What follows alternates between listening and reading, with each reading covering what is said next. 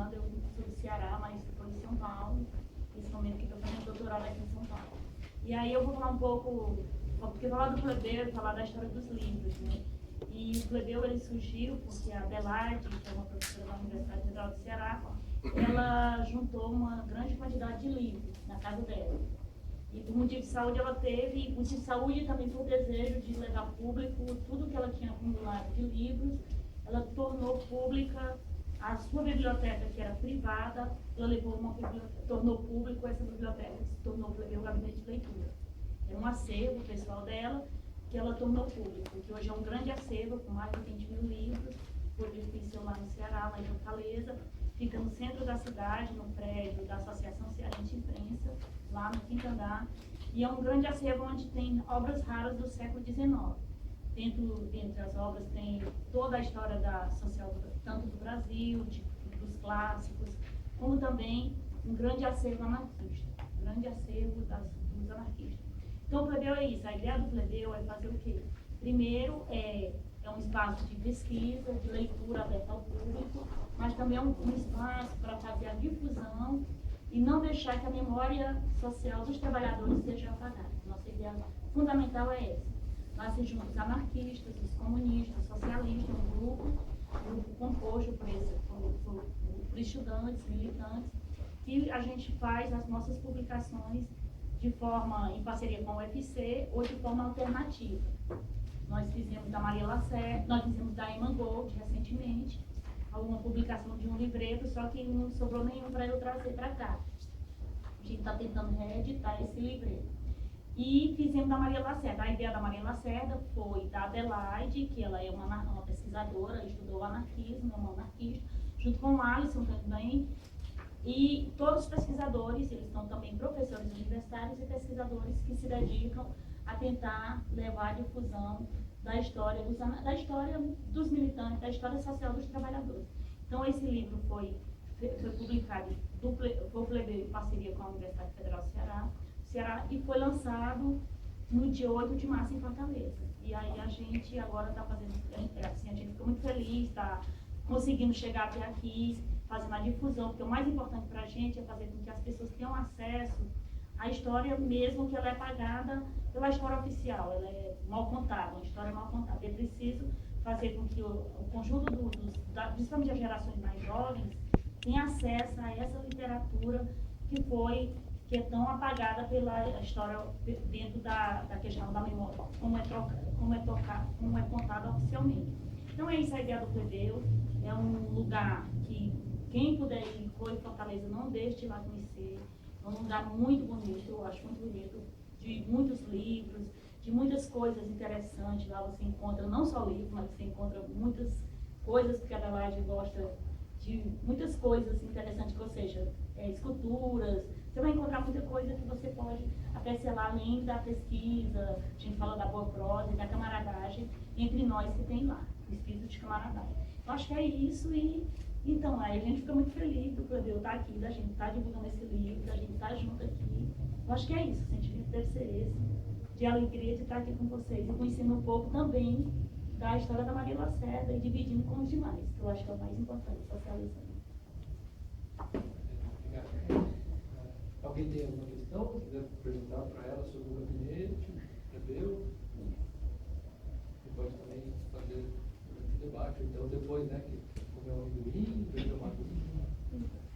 Não, e também que a gente já publicou, falando um pouco, a gente já publicou também outro livro, que foi o Demolidor, que é sobre a história da história dos gráficos, que é em 19, que é justamente também foi publicado o Demolidor, que também a coisa dos anarquistas. Vai ser publicado um novo livro, que é uma dissertação de mestrado do Vitor, que é sobre um anarquista, agora não estou lembrando o nome do anarquista. Pedro Mota. Vai ser publicado, a gente já entrou na gráfica, essa dissertação para começar a ser trabalhada, que vai se tornar livre. Eu acho que é isso, a gente tentar ver como é que a gente faz, de forma em parceria, de forma coletiva. O mais importante é a gente fazer com que a história social, ela seja, dos trabalhadores, ela seja difundida, que a ideia é a difusão mesmo da leitura.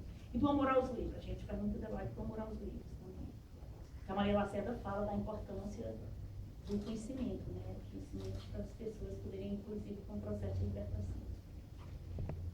Bom, eu pessoal só, antes da Samantha falar um pouco a propriedade sobre a vida, a obra,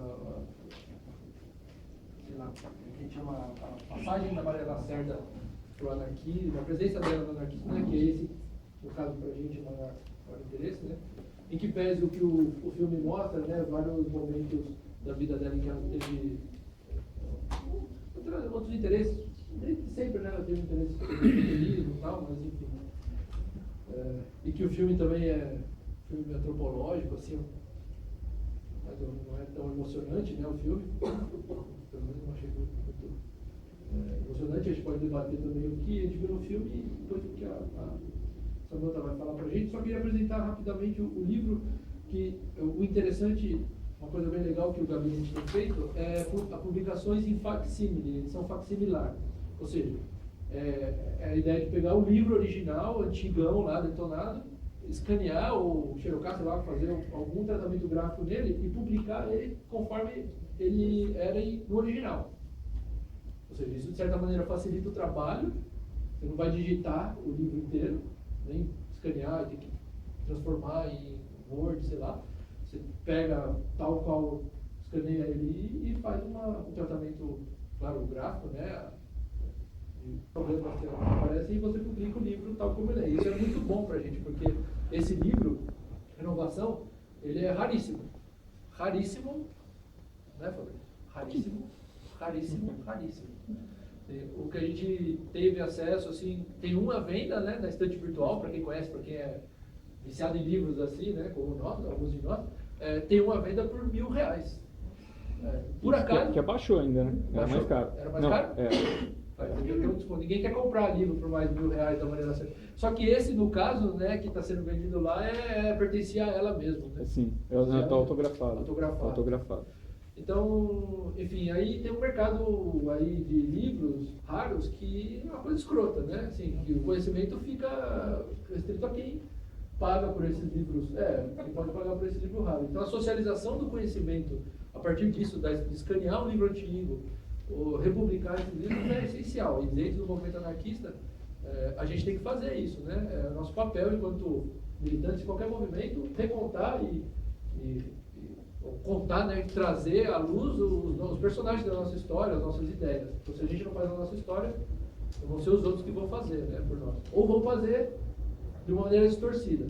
Então, esse livro vem um ótimo momento para talvez até estimular outros grupos a fazerem esse tipo de trabalho. Então, o livro é lindão, né, também tem isso, porque tem toda a questão estética dos livros antigamente, ela assina o livro, então tem a assinatura dela, dedicando para a mãe dela, tal, tem toda uma coisa especial, assim, né, uns rococós, assim, o cabeçalho dos capítulos, os desenhos, coisas que não se usa mais, né.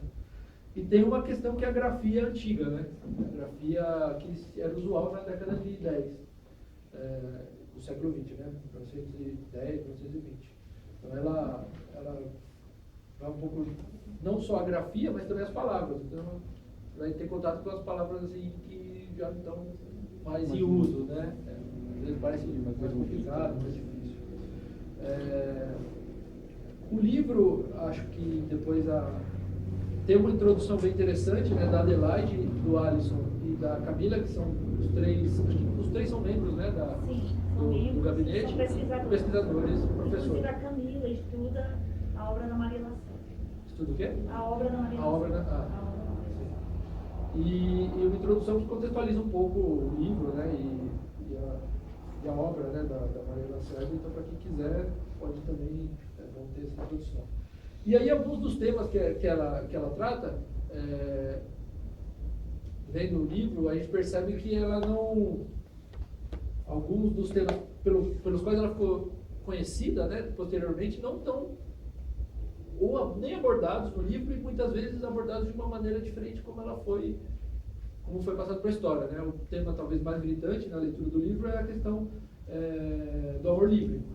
E nesse livro, no momento, ela fala que ela não concorda com o amor livre. Ela fala, não, o amor livre acho que não dá certo, tá? Coisa que depois ela vai mudar de ideia, né? Ela faz uma avaliação bem interessante sobre a questão feminina dando dados quase milimétricos assim sobre as As grandes figuras femininas do tempo. Seria uma grande compilação de mulheres que fizeram coisas, as várias coisas importantes. Inventora, socióloga. A primeira que foi na universidade, a primeira mulher que tem uma parte muito longa que isso demonstra, de certa maneira, um grau de conhecimento, de pesquisa dela nesse período tão profundo assim, de leitura de jornal, para saber onde que as mulheres, em que postos as mulheres estavam colocadas em diferentes países, na Finlândia, na Austrália. Ela vai dizendo isso de uma maneira bem aprofundada. Então, por isso já também vale a leitura para você ter essa perspectiva, né, do estado das artes, do papel da mulher na sociedade nessa década de 1910, no final da década de 10. Ela tem também uma... Eu vou levantar só alguns aspectos para fazer um trailer para vocês dos livros, para vocês lerem, né? A questão da educação, ela tinha escrito anteriormente só um livro em torno da educação, é o título do primeiro livro, e tinha lançado uma conferência só, né? Então, ela era professora, como vocês viram no filme, e ela fala que, inclusive, esse livro foi fruto de algumas críticas que ela sofreu do primeiro livro, a partir do primeiro livro. Ela cita, por exemplo, já o contato com José Oiticica. O José Oiticica é um anarquista muito conhecido, importante para a organização sindical e para a organização dos grupos anarquistas mesmo. E ele foi uma das referências, inclusive ela agradece muito as contribuições do José Oiticica. Então isso já demonstra que ela tinha algum contato com os anarquistas nesse período, né? Que podemos dizer que ela não tinha desenvolvido plenamente a ideia, se desenvolvido como pensadora anarquista, eles falam. É claro, ela cita o Kropotkin, Tolstói, o Émile Armand, o Charles Albert, que eram militantes anarquistas, e na parte de educação toda, ela é claramente anarquista, a perspectiva dela, onde ela fala do Francisco Ferrer e Guardia, da escola moderna, cita o Paul Robin. Então, nesse aspecto final do livro, que ela trata da educação, ela fala da Maria Montessori, de vários outros autores, mas ela foca muito bem nessa ideia do ensino racionalista, da educação integral. Então, isso já demonstra o grau de conhecimento e aproximação que ela tinha, pelo menos na perspectiva educacional, com o anarquismo, né? E aí tem algumas partes mais assim, questão de religião, aqui ela tem um ponto específico sobre religião, né? Que vocês viram que depois isso se tornou mais forte na vida dela. Mas ela ia falando, devia ter uma religião única, uma coisa meio esotérica, eu não sei direito. Ela era mística, né? Mística. Ela era Rosa Cruz, né? Tanto ela quanto o Oiticica. Os dois eram da fraternidade Rosa Cruz. Uma coisa que eu não compreendo direito, assim, e também, enfim, não tenho tanto interesse, mas é legal para perceber o desenvolvimento da reflexão dela, que dentro do livro faz sentido essas discussões sobre religião, né? E é claro, aí eu acho que o mais importante ela faz talvez o primeiro panorama do que seria o feminismo no Brasil. Assim, ela cita, claro, né, a Berta Lutz, que foi conhecida como, na história oficial, como a grande feminista, sufragista, mas ela consegue fazer uma perspectiva do papel da mulher, dos movimentos que estão surgindo das mulheres nesse período, infinitamente superior a qualquer pessoa que viveu na época dela, né? Pensando na década de 10 ainda, né? Que depois, posteriormente, ela aprofundou bem mais esse tema, né? A crítica ao sufrágio ela faz aqui nesse livro, então a gente consegue entender alguns pontos que ela vai aproximando do anarquismo, né? Aqui nesse livro. E aí, só para concluir mesmo e passar para a Samantha, para a gente é muito importante aqui no CCS fazer o lançamento desse livro, porque, se vocês olharem aqui no próprio livro, a Mariela Sérgio de Moura foi frequentadora assídua desse espaço, não esse aqui, que o Centro de Cultura da década de 30 era no centro, aqui tinha no Bocaiúva. Ela fez várias palestras aqui no Centro de Cultura Social na década de 30, sobre antissemitismo, sobre o papel da mulher, sobre anarquismo, sobre vários aspectos. Aqui no próprio livro tem algumas imagens de panfletos e conferências que ela realizou. Por exemplo, tem a mulher e o sindicalismo. Tem uma sobre antissemitismo, ela falava muito sobre antifascismo. Quando ela publicava um livro, ela sempre mandava aqui para o CCS, tinha muito relacionamento, contato com os militantes que organizavam o CCS. Então, para a gente, bom, é quase, né, resgatar alguém que é parte da nossa história aqui do Sítio de Cultura. Então, enfim, agradecer, é um prazer. Vocês, e acho que a Samantha pode fazer uma conversa aí mais aberta sobre a vida da Maria Lacerda. E eu fiz um mestrado também na Unesp e eu estudei as mulheres anarquistas durante o TCC e o meu trabalho de mestrado, né? Como o Rodrigo falou, né, eu acho que é importante a gente compreender um pouco a trajetória da Maria Lacerda, a vida dela e a obra, até para entender algumas características do próprio movimento operário, né, e libertário, principalmente da Primeira República. Eu tomei conhecimento mesmo dos textos da Maria Lacerda, assim, da vida dela, já durante a faculdade, assim, a graduação. Eu tinha ainda um interesse em entender um pouco a relação de anarquismo e feminismo e a atuação das mulheres, né, no movimento libertário, o movimento libertário já é bem esquecido nos estudos acadêmicos, né? As mulheres dentro do movimento, mais ainda. Então eu tinha esse interesse, um certo desafio também, né, porque era uma dificuldade até então. E um dos primeiros livros que eu me deparei, né, quando eu comecei a estudar isso, foi o livro da Miriam, né, que aparece no vídeo, da Miriam Moreira Leite, que é a outra face do feminismo, Maria Lacerda de Moura, que ela traça toda a trajetória. Lógico que ao longo da pesquisa, né, o próprio estudo foi me levando a conhecer outras mulheres e os rumos foram mudando. Eu acabei no mestrado focando mais nas mulheres operárias, mas é nítida, bem perceptível a presença da Maria Lacerda de Moura, apesar de não ser operária, a influência dela dentro dos meios libertários operários, né? Então é recorrente, de grande importância, ela é muito citada e ela dialoga muito com o movimento com o que discutem as anarquistas fora do país, né? Isso é uma característica forte do caráter internacionalista do pensamento dela. O tempo todo, ideias da Emma Goldman, da Louise Michel, do Kropotkin, do Tolstói, estão ali na obra dela, né? Então, eu acho que entender essa vida, essa obra, ajuda a compreender o próprio movimento, né? E a importância dos militantes dentro da construção desse novo país, né, que surgia com a República. Um país que oprimiu, né, tanto os que para cá vieram, que aqui nasceram e que trabalharam, né? A Maria Lacerda, ela nasceu em 1887, em Minas Gerais, né, em Mongaçu, em uma família de classe média. Acho que vocês até perceberam que o pai dela tinha um forte anticlericalismo e tal, e isso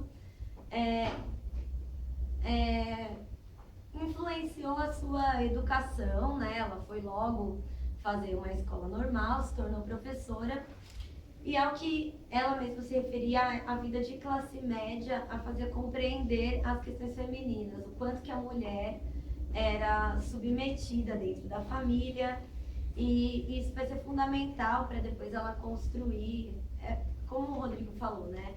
Quando ela publica esse livro, ela ainda não está propriamente dentro do movimento libertário, né? É um processo em que ela vai se aproximando, mas toda essa educação, esse interesse que ela teve na juventude vai levar à concepção do anarquismo que ela vai formular. E acho que a base de tudo isso é que, para ela, a mulher não se libertaria se a libertação não fosse da humanidade. Para ela, a mulher era tanto escrava quanto o homem, claro que com as suas especificidades de ser mulher, mas que a libertação devia ser obra de toda a humanidade, construção coletiva mesmo, e não só feminina, que ela vai se contrapor ao feminismo da Berta Lutz anos depois, né?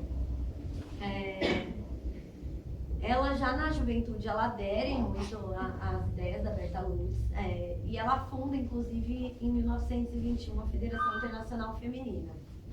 A década de 10, ela está muito próxima a esses movimentos, questões do voto, a questão da educação feminina, isso sempre foi presente, de quanto que a educação feminina é para a mulher, o tempo todo, desde o nascimento até o casamento, submete a mulher, né? E não faz com que ela se liberte, nem intelectual, nem economicamente. Isso já está presente no pensamento dela desde a juventude, né? E quando ela publica esse livro, isso é bem marcante. Só que já nessa publicação, apesar dela ainda não estar próxima ao movimento libertário, esse livro ele tem uma repercussão nos meios operários importante. A Plebe, por exemplo, em 5 de novembro de 19, noticiava o lançamento de Renovação como o livro queria marcar a época na literatura sociológica do Brasil. Então, já se percebe questões importantes em que ela vai se aproximando gradativamente do movimento. Quando ela vem para São Paulo, no ano de 21 mesmo, é que a proximidade dela com os meios operários, com os operários anarquistas e principalmente com as operárias, faz com que a construção do seu pensamento e a aproximação do movimento vá crescendo até ela publicar obras maiores de defesa do amor livre, como a gente vai ver depois, né? Para ela, nesse momento que ela começa a formular essas ideias de que a organização capitalista, burguesa, é que explora os dois, homem e mulher, e coloca a mulher na situação de submissão. Para ela, não há emancipação feminina sem emancipação humana. Nessa organização social burguesa, capitalista, baseada na exploração do homem pelo homem, todos são escravos, todos são explorados pelo industrialismo absorvente e pelas necessidades desnecessárias criadas pela fluidez do capitalismo. Para o homem se emancipar do regime de patrões e exploradores e para a mulher se emancipar do mesmo regime e emancipar-se da proteção masculina, seria preciso que a atual organização social de privilégios e preconceitos desaparecesse, pela substituição de outra sociedade mais equitativa. Casada, solteira ou viúva, a mulher é escrava do salário, do pai, do marido, do patrão, do diretor espiritual ou da sociedade. Gente, só para interromper, se vocês... A gente tinha até comentado com o Rodrigo, esqueci de falar antes, mas vocês podem ir comentando durante a fala, não esperem eu falar tudo para depois comentar, que às vezes algumas coisas se perdem, vão fazendo como um diálogo mesmo. Então, à medida que vocês quiserem comentar alguma coisa. Claro que dentro dessa crença, que a mulher só seria completamente livre se houvesse uma libertação da humanidade, ela percebe as especificidades que envolvem o ser mulher nessa sociedade capitalista, em formação em grande efervescência na época, né? A industrialização em São Paulo, fins do 19, começo do 20, efervescência, ela traz com isso vários ideais de uma sociedade burguesa que incidem sobre a mulher. Nessa sociedade, no imaginário social da época, né, dos novos ideais republicanos, da nova república, o lar e a família são o centro da sociedade. Então, formar o futuro cidadão da nação, ajudar o grande cidadão da nação, que é o homem, claro, sempre, eram a base. Isso redefine completamente os papéis femininos. Então, é muito claro nessa época, por exemplo, os padrões da boa mulher, dona de casa, que se cuida do lar, mas está sempre bonita esperando o marido, perfumada, quando ele chega em casa, e o da prostituta, que era o limite ao comportamento da mulher, né, da boa mulher. Então, esses padrões, eles estão sempre colocados, eles vão sendo legitimados pela ciência, pela moda, né, em efervescência, pela indústria, pela propaganda. Então, é bem marcado, a rainha do lar e o anjo tutelar e a prostituta do outro lado, né. na cidade isso é um ambiente muito fértil e ela vai perceber isso e isso vai estar sempre presente na sua obra, né? Ela vai questionar esses papéis femininos e inclusive ela vai questionar o feminismo, que ela agora chama de liberal, que é aquele da Berta Lutz, por não questionar esses papéis, sim só o direito ao voto. Então, para ela, isso durante a década de 20, ela já passa a perceber que o direito ao voto é só uma esmola, como até a gente viu no vídeo, e é só uma maneira de você assumir que você precisa ser dirigido, e não uma maneira de libertação. Que a mulher deveria realmente modificar, questionar esses papéis que são dados a ela, impostos a ela nessa sociedade. Em suas palavras, a mulher patrícia não pode penetrar os arcanos da questão. Na sua maioria escrava da religião, dos trapos, das joias, dos bombons, do salário, não pode pensar senão pela cartilha dos dogmas, das modistas, das vitrinas e da luta pelo estômago. A religião, em constante conflito com a ciência, tem na mulher a alavanca reacionária contra a evolução para feitos mais altos. Cumpre desembaraçá-la das peias que a encarceram mentalmente. Enquanto não souber pensar, será instrumento passivo em favor das instituições do passado. E ela própria, inconsequente, trabalha pela sua própria escravidão. E o cativeiro é tal que se as mulheres querem elevá-la à altura dos direitos, clamando contra a violação do pensamento feminino. E é interessante a gente observar nesse escrito, né, que a questão feminina dentro do movimento libertário começa a ser colocada por uma mulher colocando todas essas questões de classe, de gênero, todas as amarras a que estariam submetidas nas mulheres. É claro que isso não é novo dentro do movimento libertário, mas ela vai ganhando grande visibilidade por isso, por colocar essas questões que não eram tão amplamente discutidas, né? Eram colocadas em muitos momentos como menores, né? Enquanto a mulher não pensar, ela não quebrará os grilhões para a nossa independência individual. A mulher é escrava, dependente do salário, do homem e do capital. Assim é impossível a libertação.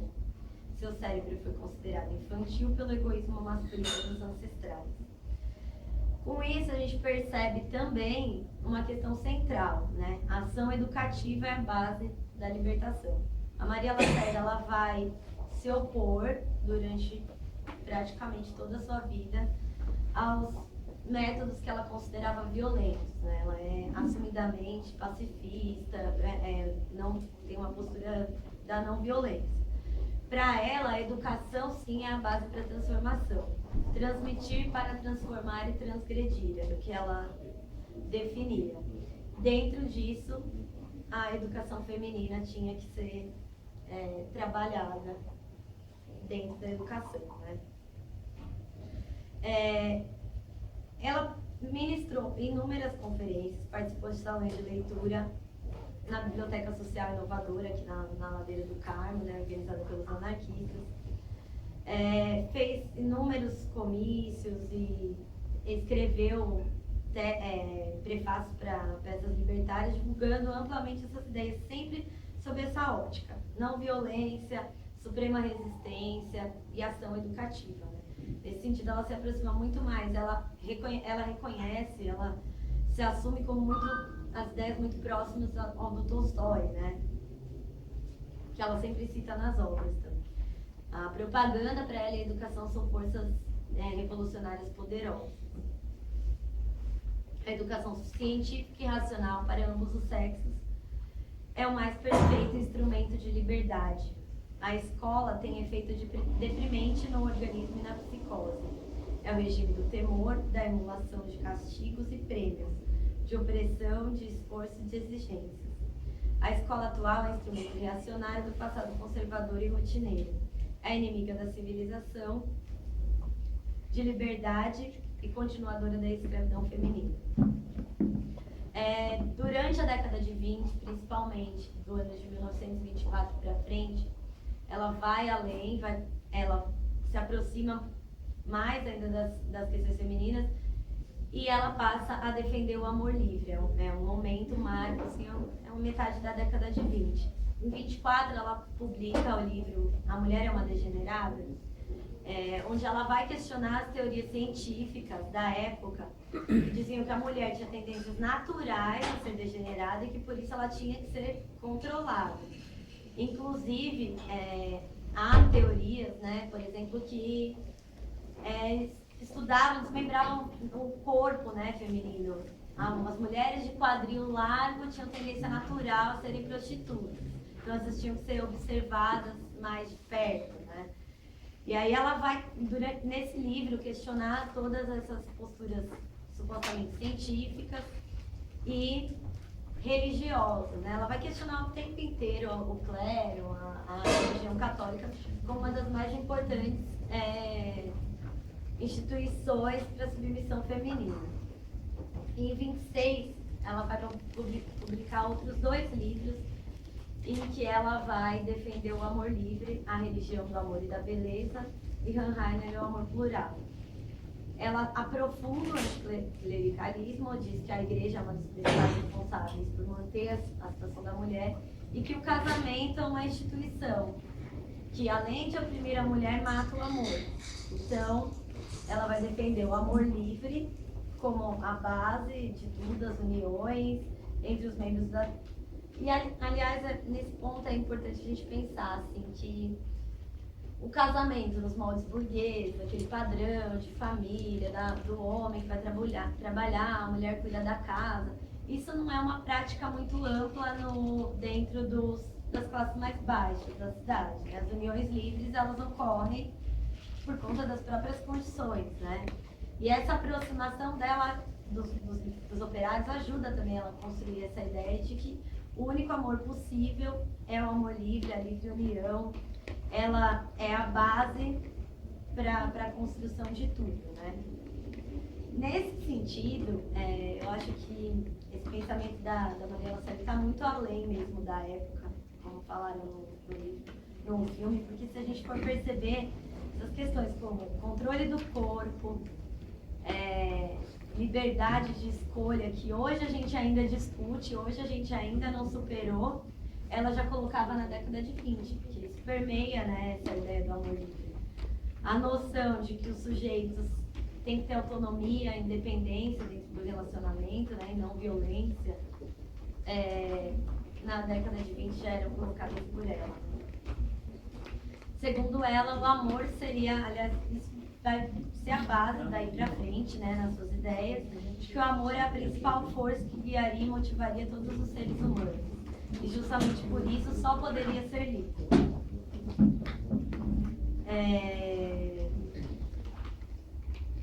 Outra coisa, nesse ponto também que eu acho interessante ela falar, ela vai estabelecer um debate com algumas feministas marxistas nesse sentido. Principalmente com a ideia da Alexandra Kollontai de amor-camaradagem, né? De que o amor deveria ser para favorecer os ideais revolucionários, o partido e a revolução. Vai questionar que não, isso também não é possível. Você submeter o amor a teorias revolucionárias e ao partido não teria sentido, né? O amor plural, que é o oposto ao amor exclusivista e possessivo que conhecemos, libertará a mulher e o homem, acabará com a exploração feminina, com o infanticídio, com as figuras humilhantes criadas pela representação burguesa dos papéis atribuídos à mulher. A exemplo da solteirona e da prostituta. A mulher poderá então unir-se a quem amar e ser mãe quando quiser. Outra questão importante é a questão da maternidade que a gente vai retomar. Também na década de 20, né? Com o crescimento do fascismo já, muita influência no Brasil, principalmente fim de 20, começo de 30, que ela vai colocar mais fortemente sua posição antimilitarista, antifascista, e ela inclusive ela é considerada uma das primeiras mulheres antifascistas da América, né, por conta dessa militância. E ela vai para a Argentina, vai para Santos, Sorocaba fazer conferências nesse sentido, e ela propõe a greve dos ventres das mulheres, né? que as mulheres se recusassem a ter filhos para não fornecer serviços diretos e indiretos à guerra, que poderiam ser usados, né, para o Estado no Exército. Em 23 também ela cria a revista Renascença, que ela intitula como Revista de Arte e Pensamento. Também tem uma grande receptividade nos meios operários, nos jornais. A Plebe divulga muito a revista, né? Que ela vai defender a arte moderna como revolucionária, ela vai discutir questões do movimento operário, resistência, amor livre, surgimento de ligas operárias e por aí. Ela também colabora com vários jornais, né? A Lanterna, que teve uma publicação interrompida durante vários momentos, né? Que ainda está sendo publicado nesse momento. E quando ela vai para Guararema, né? Na comunidade de Guararema, em 26, é que ela vê tudo aquilo, ela pratica o amor livre, tem a possibilidade de ver e experimentar, né, essas noções do amor livre, a livre maternidade. E ela começa, onde ela diz que ela passa da crítica ao existente à vivência da utopia na prática. E ela defende mais ainda, que ela, até não, o Rodrigo falou, ela já estava muito próxima dos métodos do Ferrer e tal, e agora ela, em Guararema, ela começa a defender isso mais ainda. E mais ainda uma defesa da liberdade, da maternidade livre e consciente, que está ligada nessa questão feminina, né, da liberdade sobre o corpo, sobre a vida. Segundo ela, a maternidade não era uma missão divina e natural. Isso ela já falava na década de 20, né? E até hoje as coisas não mudaram. Não é uma missão divina e natural da mulher, como afirmavam os médicos, juristas, enfim. Não deveria ter, além disso, para ela, ter sanção do Estado por meio do casamento, mas sim ser o fruto da vontade espontânea, autoconsciente de homens e mulheres livremente unidos. Elas, por conta dessa noção, ela vai se aproximar de discussões dos malthusianos, pregar o controle de natalidade, né? Isso vai estar sempre na sua obra até o fim da sua vida. A convivência em Guararema motivou também a tentar autogestão em núcleos de horticultura e fruticultura, passou a observar aspectos da cultura popular e defender a rebeldia como uma grande engrenagem da mudança social. Né? Isso que ela vai pregar desde o momento que ela também saiu, né, fugida até a sua morte, que foi em 1945, quando ela já estava no Rio. A Maria Lacerda de Moura, ela observou a emancipação feminina não só no campo da política institucional, mas também no campo da moral, da sexualidade e da educação. As mulheres deveriam realizar-se como indivíduos de maneira integral, no amor, no sexo, no desenvolvimento artístico, intelectual, no trabalho, e como todos os seres humanos. Nesse sentido, ela defende, enfatiza a busca da independência de ideias e sempre contra o autoritarismo. A própria Miriam Moreira Leite afirma que a singularidade de Maria Lacerda de Moura provém da articulação que estabeleceu entre o problema da emancipação feminina e a luta pela emancipação do indivíduo no capitalismo industrial, cujo recrudescimento ela apontou nos regimes fascistas que então se estruturaram. Só para fechar, acho que tem um texto dela que ela escreveu em 32, que acho que sintetiza as suas ideias. Né? Eu sou o criador de mim mesma. Através de mim perpassam todas as correntes de amor, refletidas no arco-íris de luz da grandeza espiritual do cosmos incriados. Sou o centro irradiador de poder sobre mim mesma, um ritmo no hino cósmico, uma nota perdida na orquestra infinita da beleza, na concepção máxima a que pode atingir a mente humana. O amor, o Deus único nos parques silenciosos das minhas catedrais interiores, canta dentro de mim o poema da vida eterna. Os ídolos não os reconheço. Glória à liberdade, não mais nos sirvamos de capatazes e escravos, lacaios do dominismo, ou do servilismo e da covardia do rebanho social. A minha pátria é meu coração, a minha pátria é minha razão, a minha pátria é o universo, a minha pátria não tem fronteiras, vai até o coração imenso de todo o gênero humano, e considerada nas unidades individuais. Glória à liberdade, glória à sabedoria, glória à beleza, glória ao amor, glória à suprema beleza do amor no coração dos seres humanos. Glória a tudo que vive e soluça e canta e sonha na escalada magnífica para além do tempo e do espaço. Glória a todas as estupendas maravilhas do universo de que cada ser livre é um centro irradiador de força e beleza, amor e sabedoria. É isso.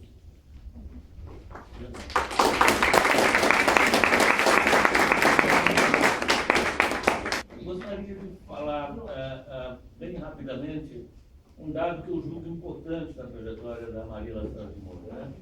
A Maria Lacerda de Moura, o anarquismo, na minha concepção, é constituído de singularidades. Quando eu falo isso, eu estou dizendo que o anarquismo é constituído não só de tendências, certo? Ou seja, de formas diferentes de pensar, como o coletivismo, o anarcocomunismo, o anarco-individualismo e tal, mas de singularidades, de formas únicas de existência. Né?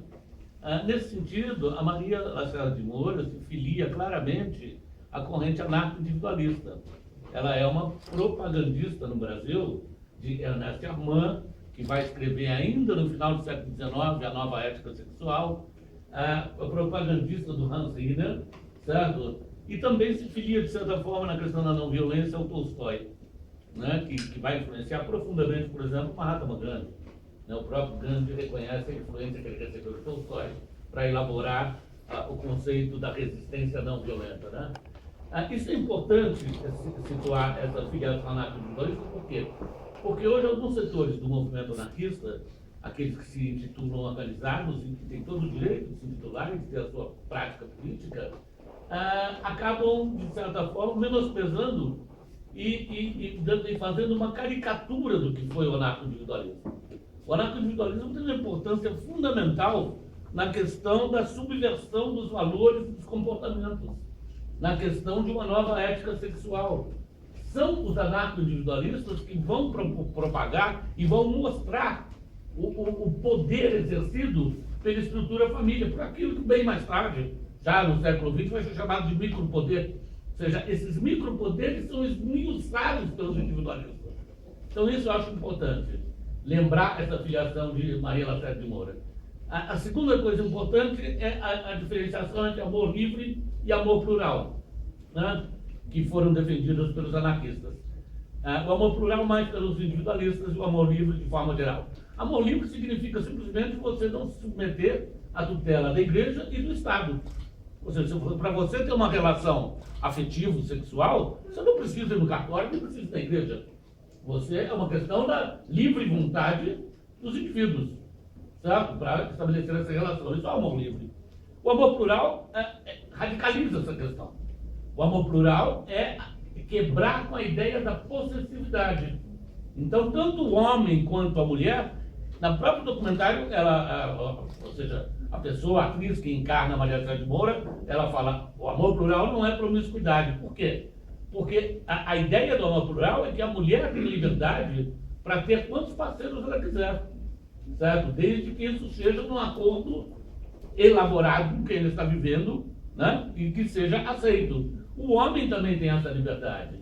Então, o amor plural, na verdade, rompe com a ideia da possessividade sexual e afetiva e rompe com a ideia da monogamia, certo? Então, ele avança muito mais na questão de uma sexualidade livre do que a questão do amor livre, né? Eu acho que esses dois pontos eu queria enfatizar porque eu acho que é importante para compreender, certo, a Maria Lacerda de Moura, né?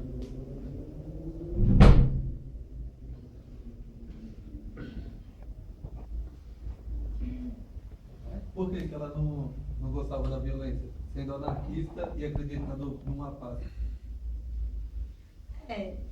Na verdade é como o Sérgio falou, né? O anarquismo ele tem muitas singularidades, né? Ela era de uma linha que ela era contra totalmente o uso da violência, né? Ela acreditava que a educação tinha uma força maior revolucionária, né? Do que os métodos violentos.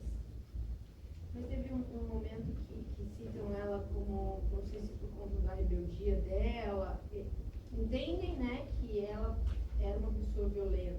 Né? Uma Na parte, defesa das ideias, né? aí tem uma defesa parte das- que fala Isso.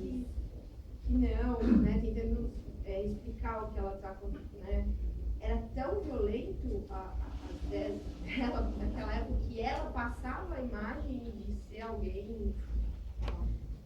Muito além, né? Essas questões estão sendo discutidas por ela na década de 20, né? Até hoje algumas delas são tabu, imagina. Então era uma violência, eles citam, né, na defesa, né? Dessas ideias. Sim, a violência era na defesa, na forma como ela se comportava para defender Defender as era essa ideia de violência e ela e pacifismo ficou meio. Ela acreditava na educação, mas na escola do governo, na escola Não, anarquista? na educação libertária. Ah. Até ela, eu não lembro se vocês lembram uma citação do documentário que ela fala que a escola atual, a universidade, ela só prolifera a opressão, a burrice, né? Então é uma outra proposta completamente diferente de educação. Inclusive por isso que ela se aproxima das ideias do Ferrer, né? Dos métodos de educação libertária. Essa inspiração que ela trouxe de fora, ela também passou para fora? Ou é uma coisa mais brasileira mesmo? Não, na verdade há um diálogo constante, né? O movimento anarquista é internacionalista, então há uma grande circulação de ideias, de livros, de jornais, e mesmo sem sair do país há um diálogo de ideias, né? Sim, mas ela na época, como que ela era vista lá fora? Ah, sim, ela foi Europa, convidada para da conferência na América, né? Sim. Na Argentina. Ela tinha uma presença. Ela é muito conhecida na Argentina até hoje, Muito né? conhecida. O pessoal na Argentina gosta muito de Maria Lacerda. Acho que Verdade. talvez por algumas alas ela seja mais conhecida lá do que aqui. Fala mais lá do que aqui, é verdade. O pessoal ela conhece bastante. Mas há sempre esse diálogo, né? Mesmo sem a saída, Uhum. sem ir para lá da As conferência. ideias. As ideias. São muito comuns, por exemplo, nos jornais, textos de outras anarquistas de fora. Então, as ideias, elas dialogam. Por que ela mudou a concepção dela em relação à mãe? Na verdade, ela não mudou, ela foi construindo, né, essa ideia. O que ela é contra, acho que é amor plural, né, que ela cita que não dá certo. do Charles Albert. né? Ela vai construindo ao longo da vivência, né? Vai entendendo que o casamento, as formas de união entre os parceiros convencionais não funcionavam, né? Alguém colocou.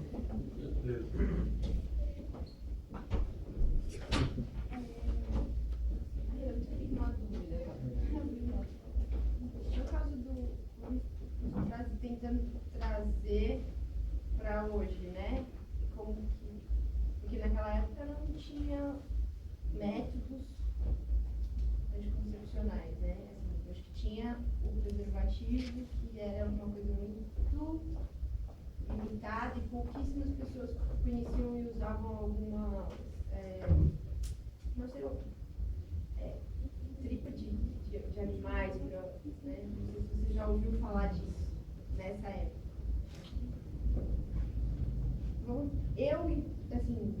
Ela defende que a mulher é dona do corpo e que ela... Que a maternidade não é uma obrigação. Que não é uma obrigação, perfeito. Mas eu entendo como o aborto como uma agressão ao próprio corpo. Mas ela não cita ela Como não- seria o olhar dela para isso? Porque, tirando todo o dogmatismo, religiosidade e toda a pressão da sociedade, eu vejo uma mulher que ela engravida, porque ela fala numa autoconsciência, né? E aí como que que eu vou explicar? Eu já associei essa autoconsciência de não engravidar no momento que quer. Coisa que não acontecia naquela época, porque as mulheres naquela época não tinham, né? Mas é aquilo. As pessoas, elas agem independentemente das estruturas maiores, né? Então, assim, os métodos de Só pra eu interrupção... Qual seria, né? Fico pensando Não. na minha cabeça, qual seria o posicionamento dela em relação ao aborto científico, esse que a gente faz numa instituição, bonitinho, porque a mulher Não, ela não... que é o que eles querem hoje Pelo deixar como livre. Pelo menos nas obras que eu pesquisei, assim, em nenhum momento ela faz menção do aborto, em nenhuma defesa. Ela defende os métodos contraceptivos mesmo, né? Tá. Em nenhum momento ela cita isso. Nesse livro mesmo, Eu acho que eu me fiz. Sim. Deu pra entender? então, nesse livro mesmo, ela trata um pouco da questão da maternidade. Ela não fala em momento nenhum de aborto. Sim, sobre ela aborto. fala de autoconsciência. Ela fala da mulher ter controle sobre o momento da maternidade, através de métodos Mas nessa época não contraceptivos. tinha. Não É tinha. isso que eu fico entendendo. Tinha. Não, o anticoncepcional oral. Não, foi anticoncepcional sim, mas Mas existiam não- outros Tinha, métodos. foi interrompido. Mas era isso que eu ia falar, o coito interrompido sempre existiu, né? Era o coito interrompido e a tabelinha. Coisa que as operárias e as mulheres que eram muito influenciadas, famílias que eram influenciadas pela religião, pelo catolicismo, não podiam usar. Não era permitido isso, porque a mulher era uma máquina, e aí para muitas pessoas é uma máquina que De fazer produzir filhos, uma né? produção de filhos. Ou seja, o sexo deveria ser feito só para procriação. Tá. Isso é uma ideia que Que inclusive ela se coloca contra, né? Contra Que ela isso. acha que o sexo é pro prazer também. E além do sexo ser por prazer, ela fala, as maiores desgraças que acontecem para as crianças é por causa justamente dessa ideia supostamente boa das religiões de que a reprodução é importante. Por quê? Aí que cria o quê? Aquelas rodas, ela usa até essa imagem, as rodas dos rejeitados, que as mulheres... Daquela cita até a ideia malthusiana, na verdade, né? Do seu livro A Mais e Vamos Eficaz. Sim. Sim. Então ela contradiz toda essa visão católica, religiosa, cristã, de que o sexo é para reprodução. Mas não é só também a questão do prazer. Ela traz, isso é interessante, porque ela traz uma discussão social, ou seja, quando você põe 10 crianças no mundo, numa família proletária que você não pode criar, você vai criar um monte de gente doente, Submeter todos, né? desnutrido, crianças vão morrer porque não vão ter condição, enfim, e vão ser rejeitados. Enfim, todos os problemas sociais que isso leva. Então, ela, numa perspectiva anticlerical e aí mais social, né? Não nessa questão do sexo, só do prazer, porque isso ela trata também, mas ela traz a discussão da maternidade para esse aspecto social. E o aspecto individual, ela até parece contraditório, mas, enfim, olhando o texto dela, dá para entender. Ao mesmo tempo que ela parece violentamente contra a reprodução, ela é uma mãe, ela se vê como uma mãe maravilhosa. Ela fala que a maternidade é a coisa mais linda que acontece, a relação com o filho. Ela não é aquela mãe que vai educar na religião, mas vai educar numa perspectiva libertária. Então ela vê só que isso é uma opção da mulher, em consentimento com o seu parceiro, para criar bem uma criança. Então ela fala tudo isso. Há um ponto dele, que é até controverso na vida dela, que ela, não sei exatamente qual é a questão, se é física, tá? ela não engravida. E ela adota um menino, uma criança. Ela cria essa criança com todo o afeto e amor.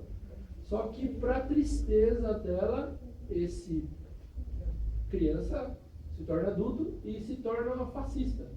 Integralista. Ele Foi faz da parte cúpula. do movimento integralista. Foi da cúpula. E aí, ela simplesmente, num documento, num texto, ela fala: meu filho morreu porque eu não reconheço um ser humano, um integralista, um fascista, podendo ser um ser humano. Então, se essa pessoa é integralista, ela não é mais meu filho. Inclusive, esse Então, texto está aí no livro. Está no livro. Tá no livro. Então, Esse trecho que ela fala. enfim, é uma relação complexa, mas que não é só individual, mas que também é social na perspectiva dela. Né? Legal. E é algo que na época é Devia extremamente... ser muito gritante, né? Não, ela era excomungada, era o demônio na terra, era horrível, porque ela ia contra todos os preceitos, não só da igreja, mas também da sociedade burguesa, da família nuclear, bonitinha, papai e mamãe, que você falou, tá em casa, cuida dos filhos, mulher obediente. Eu acho que é dentro disso que acabam falando que ela era violenta, né? Essa posição dela era violenta, né? Contra os valores burgueses. De ir contra aquilo, né? De contra aqueles valores. Uma vez que ela era anarquista, ela não poderia agir como os religiosos que negam filhos se ele não pertence à religião, ele decide seguir outra, em algumas religiões. Não foi uma ação anti-anarquismo ela negar o filho porque ele se tornou fascista? Não. Eu acho que foi a puta atitude dela, cara. Ela negou a repressão.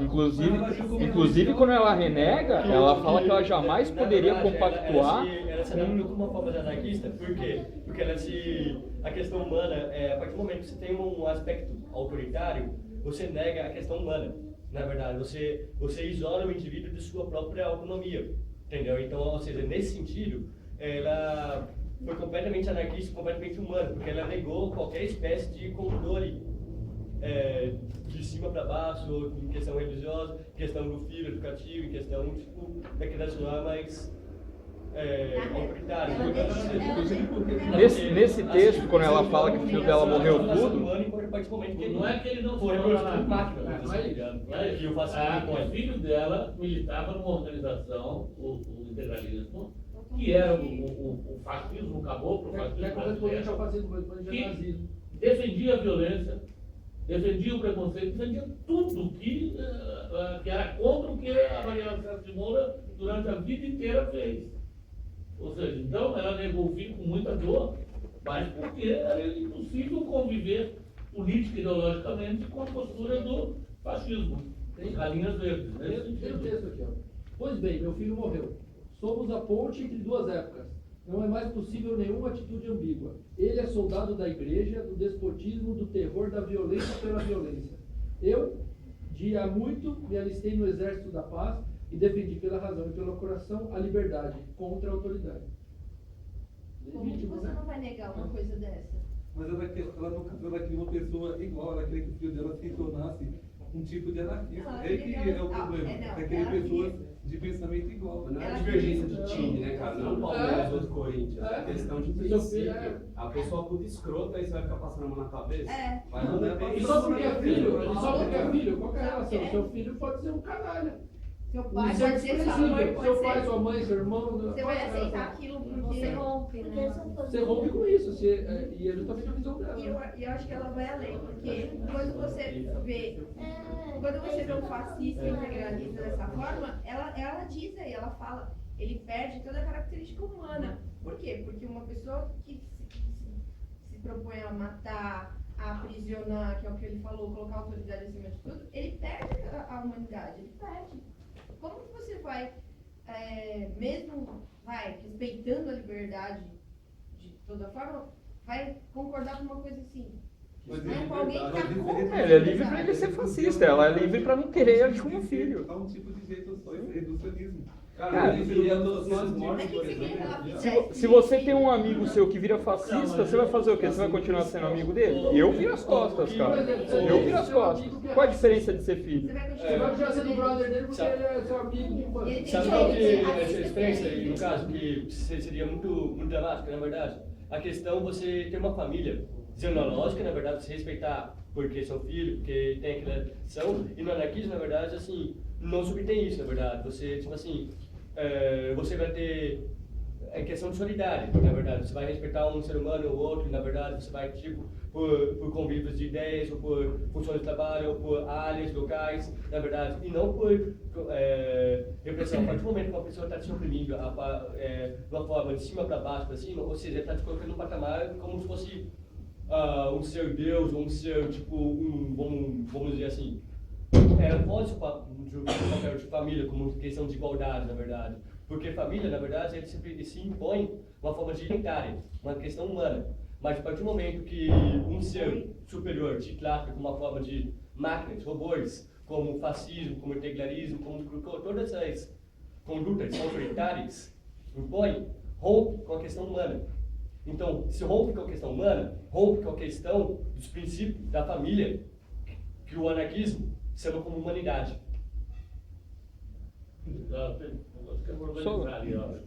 Tá querendo falar. Eu só acho que a gente tem que tomar cuidado um pouco com essa coisa de respeitar a diversidade, muitas vezes, de falar como, isso é liberdade de pensamento, como tolerar a intolerância.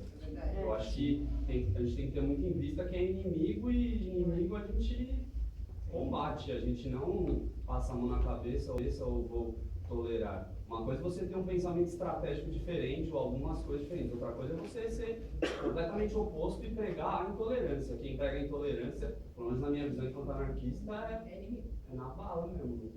Não tem... E aí eu queria fazer uma pergunta também para ela, só. Aí não precisa responder na sequência, mas vendo o vídeo da Maria Lacerda, me lembrou muito o Giovanni Rossi em algumas coisas da Colônia Sicília. E quando Giovanni Rossi sai da Itália e vem para o Brasil para fundar a colônia, ele foi bem criticado pelo Malatesta e outras pessoas como se estivesse fugindo do foco, né? A Maria Lacerda, quando ela vai para Barbacena, até por ela escrever bastante para a Plebe, para a Lanterna, não sei, para a imprensa operária, ela sofre alguma crítica em relação a isso? Alguma parada do tipo, você está fugindo, ou você está saindo do... A Clara individualista, ela tinha uma outra maneira de pensar. Mas... Então, até acho que o Sérgio comentou isso, né? Os individualistas, por uma parte do movimento, eles eram criticados, né? Essa postura. Essas questões que ela colocava eram até colocadas como menores, né? Mas não há nenhuma crítica aberta por ela ter ido. E ela mesma colocava como uma experiência de ver aquilo que ela tinha como ideia de pôr aquilo em prática. Então não há uma crítica assim, forte, decisiva sobre isso.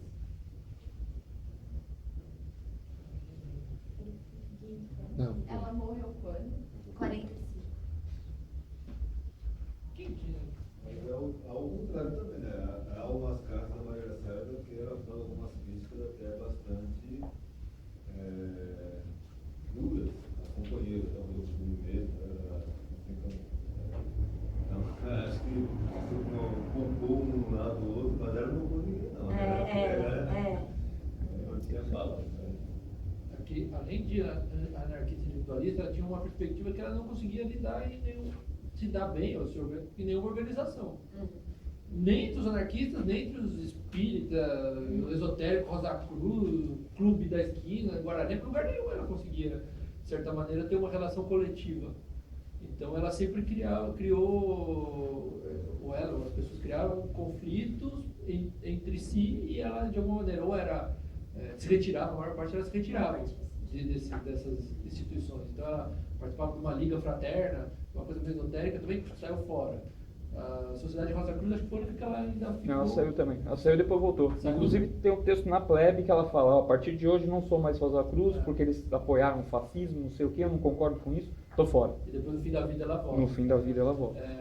Oiticica também era Rosa Cruz. Oiticica também. Ela tinha muito debate, ela fazia muito debate pelos jornais, então isso dela escrever um artigo criticando alguma ideia e aí um militante, inclusive mulheres, né, essa questão do amor livre nos anos 30, ela tem um embate muito forte com a Isabel Cerruti, por exemplo, que discorda completamente dela, na questão do amor livre.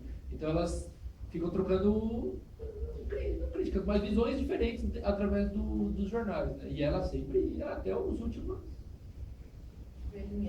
consequências. Era guerrilha na troca coisa. 10 vezes, 15 vezes, ela ia até o fim. A questão do divórcio aconteceu na década de 40. Teve Não, não foi? Não, o divórcio é muito recente. 70. Na década de 80? 70. Não, 70. Mas as discussões começaram na década de 40 sim, e 50. sim.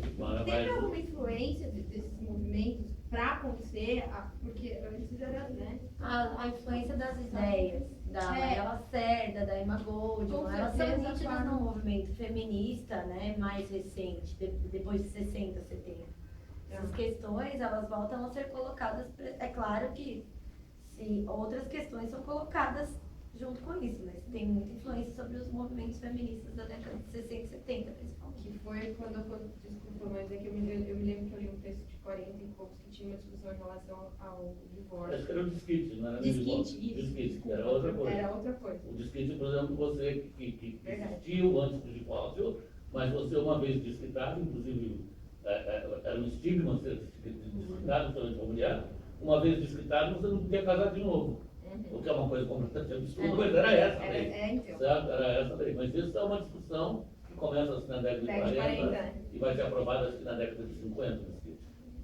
Que prevalece até o Depois do divórcio, né? O divórcio é 70. depois do divórcio, Verdade, era desquite, eu não... Posso falar uma coisinha? O companheiro lá falou você tem que ser intolerante com os intolerantes. Eu concordo que o fascismo, o nazismo são inimigos e têm que ser combatidos, sem sombra de dúvida. E, se necessário, a tiro. Concordo também, concordo com ele sobre isso.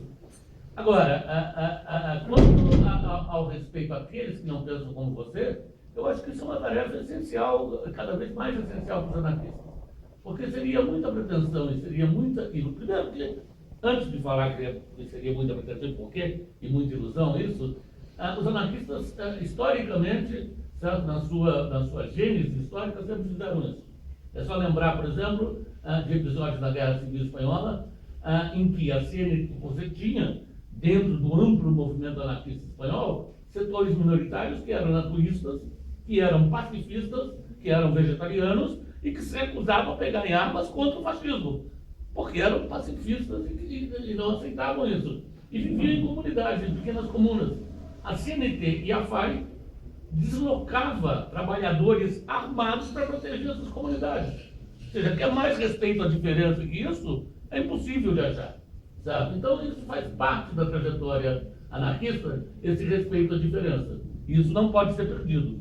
Sabe? Perder-se isso é sair do campo do anarquismo, na minha opinião. Então o respeito à diferença é de fundamental importância. E, por isso que estou respondendo a você, então todo mundo tem que ser igual? Não, porque seria de uma burrice e de uma ilusão total. Num planeta de 7 bilhões de pessoas, vocês acreditam que todos um dia serão anarquistas? Não. Nós anarquistas temos que defender o nosso espaço, a ampliação da autonomia, a ampliação de formas autogestionárias de vida, defender o fim do Estado, se necessário até com armas na mão. Mas isso não quer dizer que todo o planeta um dia será anarquista. O que nós temos que fazer é ampliar nosso espaço e aprender a viver com aqueles que não são anarquistas. E exigindo que eles respeitem a nossa forma de vida. Certo? Ou seja, isso é de fundamental importância a gente entender. Porque senão a gente vai cair num campo, numa visão totalizante, que é a ideia de que um dia, né, no dia da Revolução, uma visão escatológica totalizante, todos serão anarquistas. Olha, isso é até perigoso, porque atrás disso tem o totalitarismo, certo? A ideia de que todos têm que ser iguais, certo? Então tem que ter muita clareza nessas coisas, né?